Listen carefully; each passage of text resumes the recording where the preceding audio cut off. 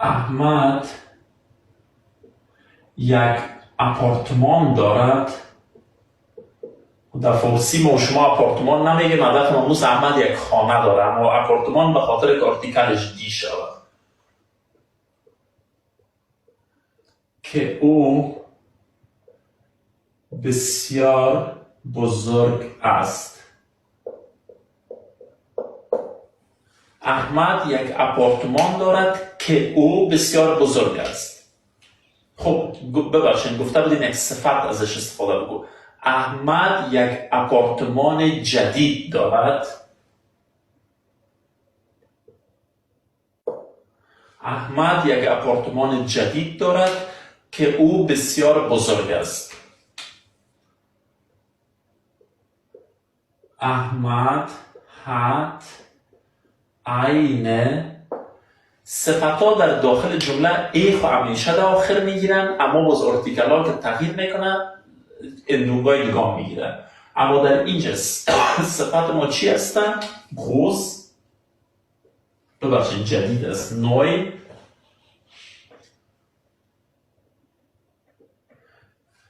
چرا نوع شده؟ چون در اکوزاتیو، خوب گوش بکنید که یادتان نره، در اکوزاتیو وقتی که را احمد یک آپارتمان جدید را دارد، در اکوزاتیو هرگاه که ما و شما از آرتیکل نامشخص یا نامعینه که عین و عینه است استفاده بکنیم، اندونگ یا آخر آرتیکل اصلی در آخر صفت میره که در اینجا آرتیکل وونونگ چی است؟ دی. آخر دی چی است؟ ای میگیره. اما نوع اینه در آخرش ای خودش داره دیگه، دو دانه ای نیاز نیست. احمد hat eine neue Wohnung امیره به خاطر از اینکه شما بفهمید که چطور امین نوعیه شد. اگر به جای اینمی وونونگ یک اسم دیگه می بود که آرتیکلش دی می بود، دی در اکوزاتیو یا را چی می شد؟ دن می شد. به جای اینن نوین می شد. اما حالا چون دی از آخر دی در آخر نوع اینه می شد، نوع می شد. احمد hat eine neue Wohnung که او میریم در آرتیکل وونونگ پیدا میکنیم. آرتیکل وونونگ چی است؟ دی وونونگ. در جدول بالای خود میریم دی را در حالت نومناتیو استفاده میکنیم. که او، نگفتیم که با او یا که او را. که او چی است؟ خود دی باقی میمونه. احمد hat eine neue Wohnung دی که او بسیار بزرگ است. دی sehr groß ist. صفت وقتی که قبل از اسم نبیایه هیچ وقت اندونگ نمیگیره، در آخرش چیز اضافه نمیشه. صفت همیشه وقت اندونگ میگیره که یک اسم در پیشرویش بیاید صفت توصیفش بکنه یا در بارش صفتش بکنه. در اینجا چون با فعل آمده دی زیر نمیگیم که گروسه یا چیزه، فقط گروس bleibt groß. تنها در وقت صفت اندون میگیره که در بین آرتیکل و اسم جایش قرار میگیره. در اون صورت باز چی میشه؟ فرق میکنه حالتش. احمد hat eine neue Wohnung die sehr groß ist. جمله بعدی. احمد یک معلم زن را میشناسد. یک معلم مؤنث یا زن را میشناسد که با او همیشه کمک میکند. خب یک معلم زن، شما صفت گفته بودین، ببخشید دیگه یادم میره. خوب. احمد یک معلم زن خوب را، یک معلم خوب زن را، ببخشید از پیش ما یک معلم زن خوب، یک معلم خوبه.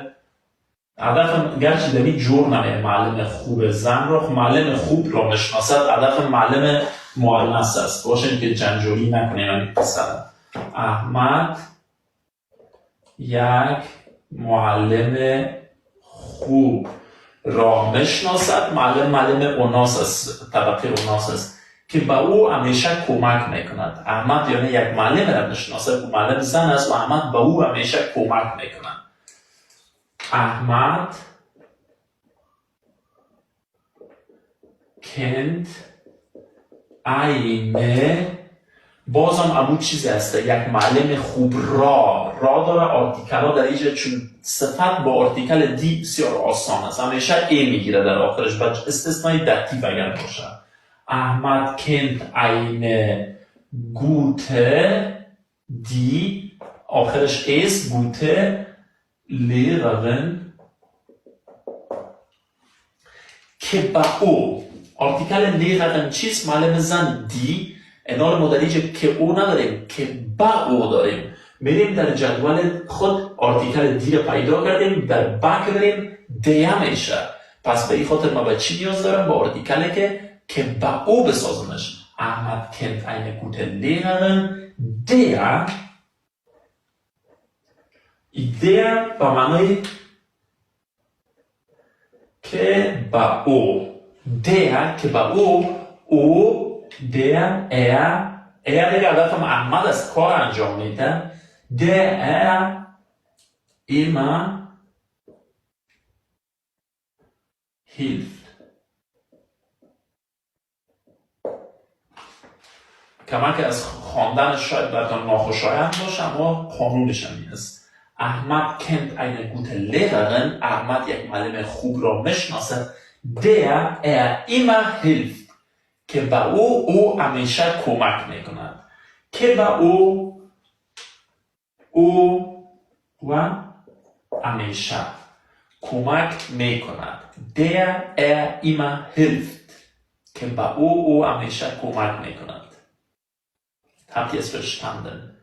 در مثال آخرم مثالی که بودم دوستای عزیز، که او را اگر بگویم و جایش اینمی را این دی میاید. یک مثال کار میکنم به دلتان نماند، فارسیش نوشته نمیکنم، باز اسکرین شات گرفته نمیدانیم.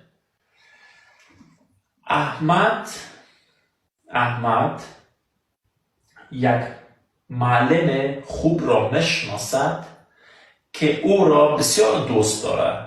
احمد یک معلم خوب را میشناسد که او را بسیار دوست دارد. احمد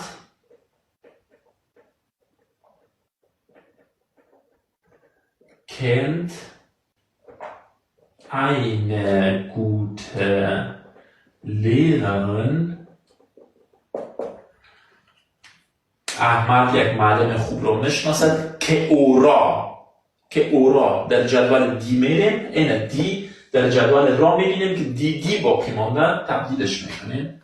دی به معنای چی؟ که او را. دی که او را او sehr بسیار دوست دارد، liebt. Ahmad kennt eine gute Lehrerin die sehr liebt، که او را او بسیار دوست دارد. Verstanden؟ بیاییم پیش کامره که گپ از چی قرار است.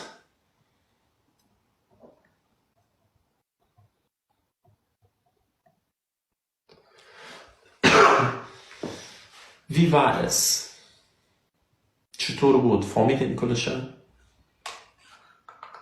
با اجازه تان دیگه کمک ناوقت شب است از خودیست، ما یک کمک همزمان شما رای گیری میکنیم. ما یک 2 قاشق Ich liebe Joghurt